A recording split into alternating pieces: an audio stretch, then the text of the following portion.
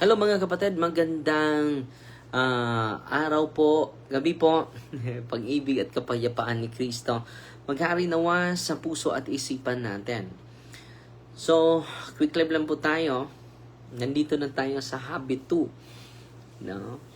At ito yung isi-share ko sa inyo sa habit 2. Begin with the end in the mind. Una, leadership begins with vision. So, kailangan natin ma-distinguish itong management versus and leadership. Ito po, pinaka-importante po ito sa buhay ko, no, sa buhay natin. Management and leadership, no. Kapag hindi natin ma-manage yung araw natin, hindi tayo maging productive. And then leadership, ito pong dalawa, both are necessary. But leadership must come first. Sino mauna nito? Leadership. Okay? So both are necessary, but leadership must come first. Ito po yung ni Stephen Covey. So ano ba yung difference dito? Una, dito tayo sa management.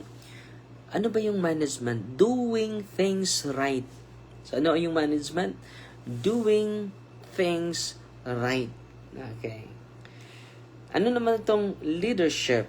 Doing the right things. No. Ano kaibigan? Doing things right. So, ang management put it into order. Doing things right. But leadership is doing the right things. Okay. Dito tayo muna sa management. Yung efficiency. Ang tanong nito, how can we do this better? Paano natin maging better yung management natin? Pangalawa, how can we optimize this system? Optimize meaning how to improve. Ano pa? How to to work better, no? Or faster. To improve the best results. Yan po yung management. Ano pa?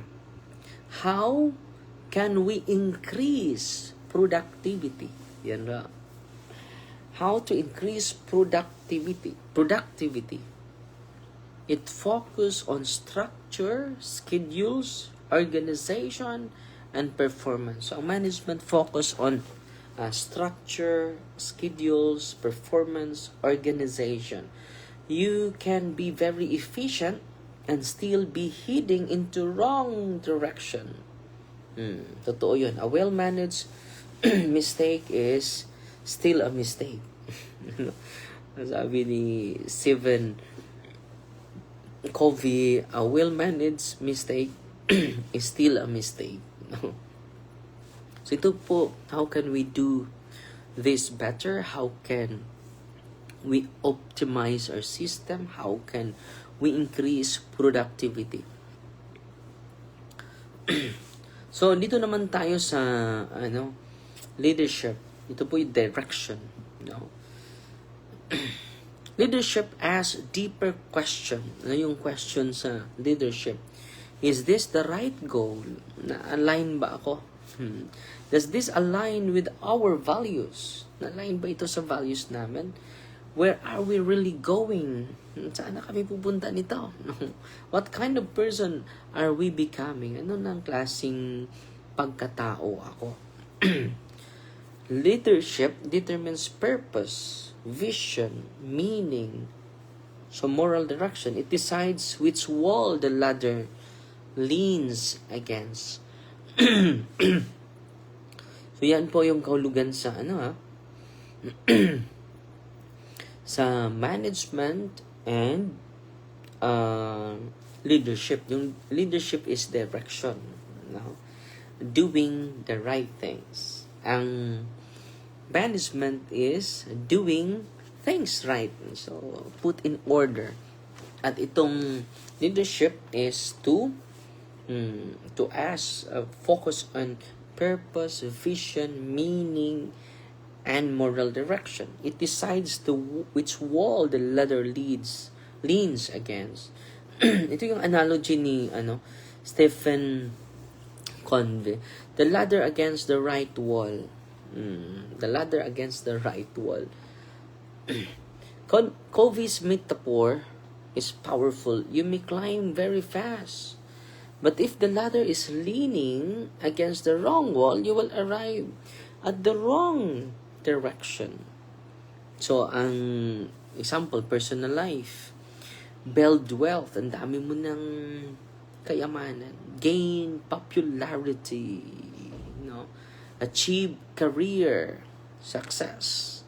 So, marami ka ng pera. Popular ka na. Na-achieve mo na yung success mo.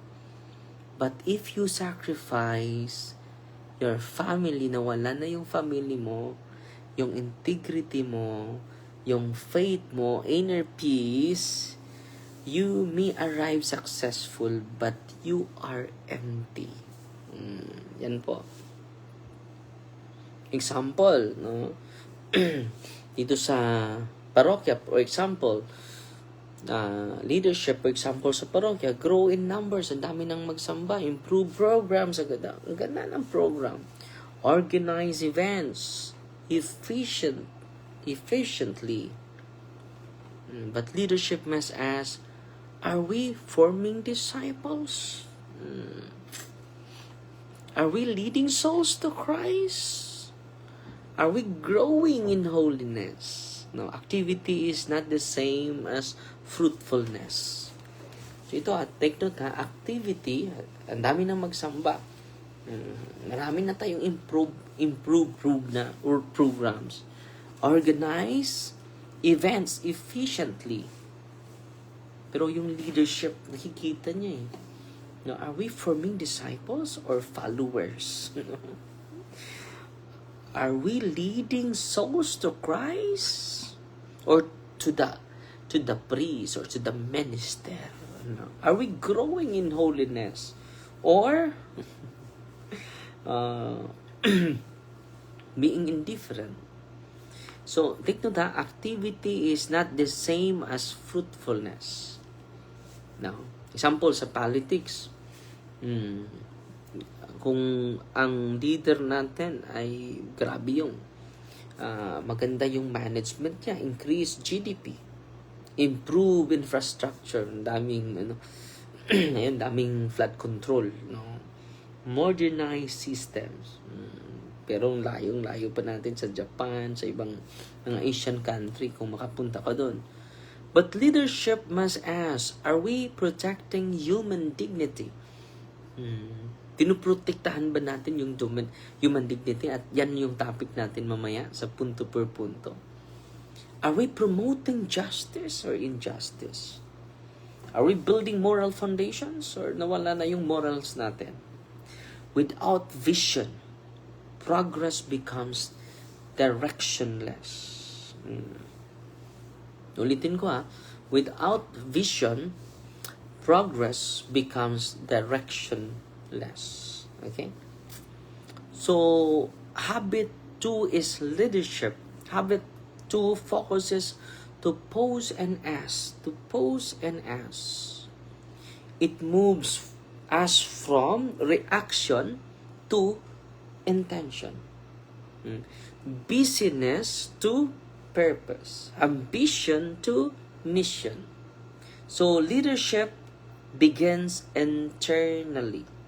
Before leading others, a person must ask, clarify values, define purpose, imagine the end, commit to what truly matters.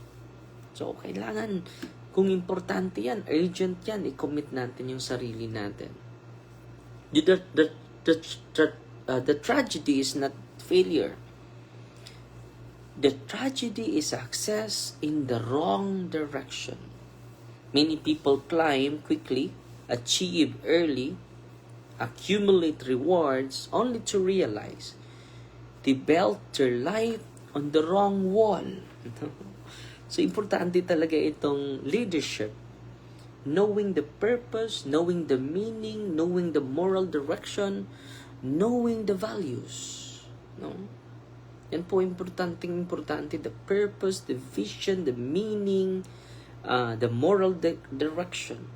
Baka nandun ka sa, wrong, right wall, but wrong, right, the ladder against the right wall. No, you may climb very fast, but if the ladder is leaning against the wrong wall, you will arrive the wrong destination. Yan po yung analogy niya. Management makes you efficient. So, kailangan natin yung management skill natin ma-develop. Leadership makes you wise. Yung pag kumusta ka na sa pag-schedule mo sa buong araw, kapag yung buong araw mo ay lack of leadership ka, masisira yung araw mo. Hindi mo magagamit ng maayos.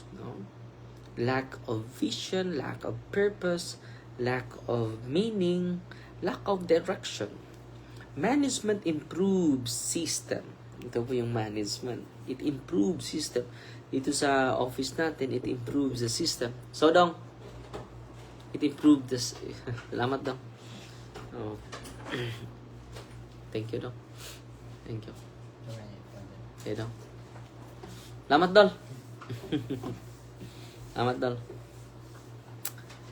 Before you climb, check the wall. Check your vision. Check your meaning. Check your purpose. Check your direction. Because speed without vision is just acceleration toward the wrong future. So, yan po mga kapatid, no? So, kailangan natin yung management at kailangan din natin yung leadership. Ano yung management? Doing things right. Ano yung leadership? Ano yung leadership? Doing the right things. Yan po. So, yan lang po. Kailangan ma-distinguish natin yung management and leadership. Kung maunawaan natin yan, very effective tayo sa araw-araw po. Okay? So, fight Team Maria, Tatak FD with a humble heart in the name of the Father, and of the Son, and of the Holy Spirit. Amen. Our Father, who art in heaven, hallowed be the name, the kingdom come, the will be done on earth, as it is in heaven. Give us this day daily bread, forgive us our trespasses, as we forgive those who trespass against us. And lead us not into temptation, but deliver us from evil. Amen. Hail Mary, full of grace, the Lord is with you. Blessed are you among women, and blessed is the fruit of the womb, Jesus. Holy Mary, Mother of God, pray for us sinners, now at the hour of our death. Amen. In the name of the Father, and of the Son, and of the Holy Spirit. Amen. So, fight Team Maria, Tatak FD with a humble heart. At sana po, ma-develop natin yung management skill natin and leadership skill natin. And we become highly effective person. So, nandito na tayo sa second habit po. Pasensya na po kayo. Puno yung mga schedule ko. At paputol-putol natin yung mga series of catechism natin about highly effective person. Pero okay lang. Hindi pa naman katapusan ng mundo, mga mahal ko na kapatid. Okay? So, fight Team Maria, Tatak FD with a humble heart po. God bless.